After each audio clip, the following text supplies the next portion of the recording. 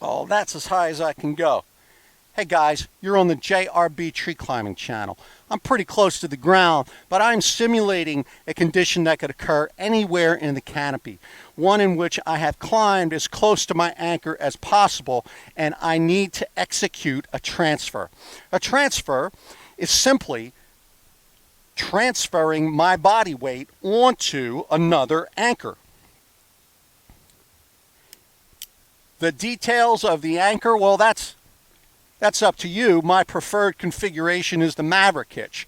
Now, I am going to execute this stunt 3 times, and I'll be doing it with different bridge lengths to show you why this operation is easier when we've got a shorter bridge. I've just tied a Maverick hitch around the tree. I've got my Maverick pole. You can grab this at Ape Canyon Outfitters if you're so inclined. I'm going to advance it up the tree.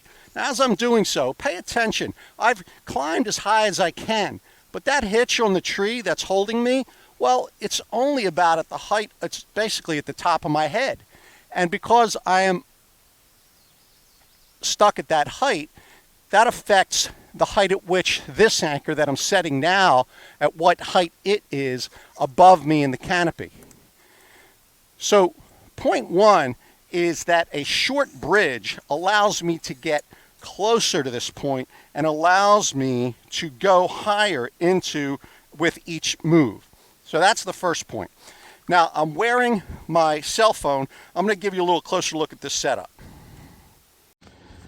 Okay, so here's my bridge, which is rather long. I like my bridge long for purposes of comfort. When I'm in a standing position, I can usually basically put my lips right at the carabiner. That's a normal height. This is my redundant bridge connected to the best friend and the garter hitch foot loop. Should anything ever happen above me, I've got redundancy, and see my video for recovery scenarios on the garter hitch. I can get out of any situation imaginable with any kind of slippage up here. But now we're going to be executing a transfer onto this rope. And on it, like this one, is an identical Longhorn Agile tied in compact mode. Let's have you watch that from the other view. Okay, so I am going to simply open the other carabiner. I'm going to install it on my bridge. I'll take out any slack that I can, utilizing the auto tending features of the Longhorn Agile, but I can't just hop over to it. I have to load it. How do I load it? Well, the easiest way, since I'm heading up, is to just advance my foot loop a little bit, stand up on my foot loop, and take slack out here. You can hold on to this rope, you can hold on to this rope, it really doesn't matter, but I'll stand up and take slack out. As I just executed that move and then sit down, I have loaded the upper hitch. There's no tension here. And now I simply need to fully switch over. Now, my preference is to always ensure redundancy. You can do it in either, you can remove the carabiner and then the garter, but you'd be temporarily non-redundant. So I like to take the garter off first, put it on the second line. So now I'm fully tied to this line with redundancy, and now I'll finish loosening this hitch. I'll remove it,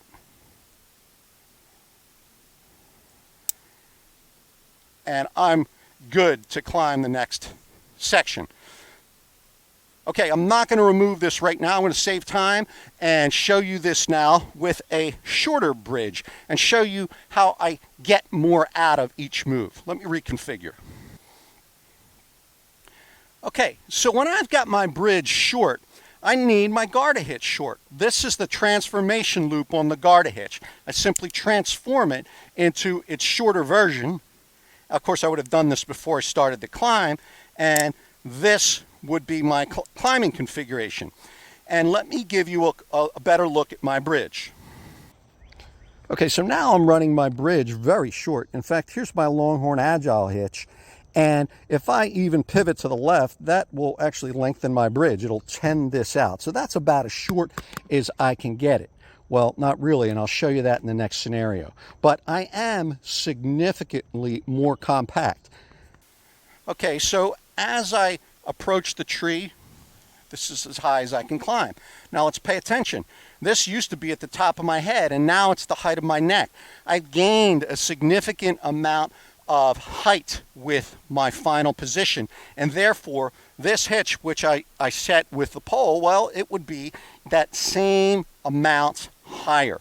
In terms of the transfer operation, it's the same. I attach this other carabiner to my bridge, and in order to execute the transfer operation, I need to step up, but there's just not as much room here. And so what I tend to do is I want my bridge to be roughly horizontal. It's still at an angle. I'm going to get a little bit more room here. So now, if you see this, my bridge and the carabiner are roughly horizontal, and it's easier to do this move. I simply remove slack. You see I'm pulling down with my right hand and up with the other, and now I'm good. I have executed the transfer. My weight is fully on this hitch. I'll sometimes bring my knees in like this to give me a little room, because I've got the garter off now, and now the garter goes on the upper line, so I'm good. And now I can remove the lower bridge completely, and I could remove this from the tree. But I'm going to show you one more, and it's how I prefer to run this, and that's with an ultra compact bridge. And this is one of the reasons for all of the developments you've seen with the compact Longhorn Agile, with the Longhorn Agile bridge design. A lot of that should come together as I show you that. Let me get set up. Okay, well, look at me now, Mom. Now I've got my bridge really short, such that when I stand up, well, my tie-in is down here at the middle of my chest. So I've gained a significant amount of vertical reach, which all equates into more efficient move. Let me give you a closer look. Okay, how did I make my bridge even shorter? Well, look what I did. This is my bridge. My bridge is underneath the Longhorn Agile. The carabiner is on top of the Longhorn Agile.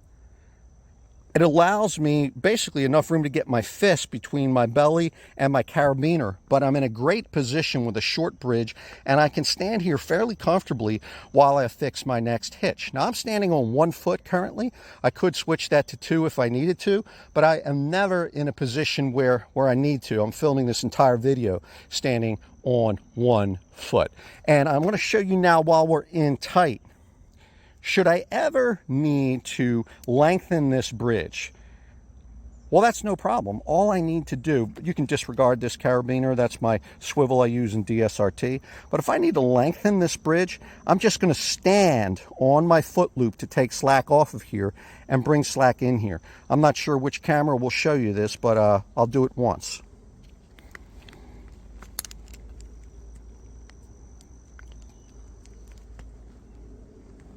Well, I can't see what I'm doing because the camera's in the way. But you can see what happened there. I just lengthened that. I'm not sure which camera will show you this, but I'll do it once.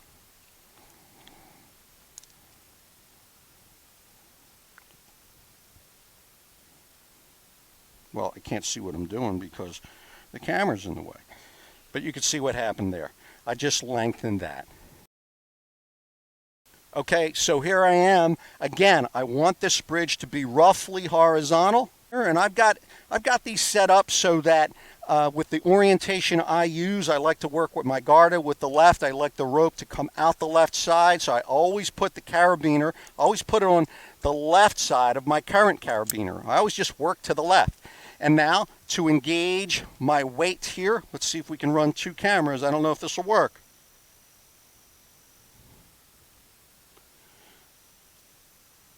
Let's load that. It's loaded. Okay. I have a hard enough time coordinating 1 camera, let alone 2, all by myself here. But now as I sit down, I'm loading the upper bridge. I want the carabiner in the center.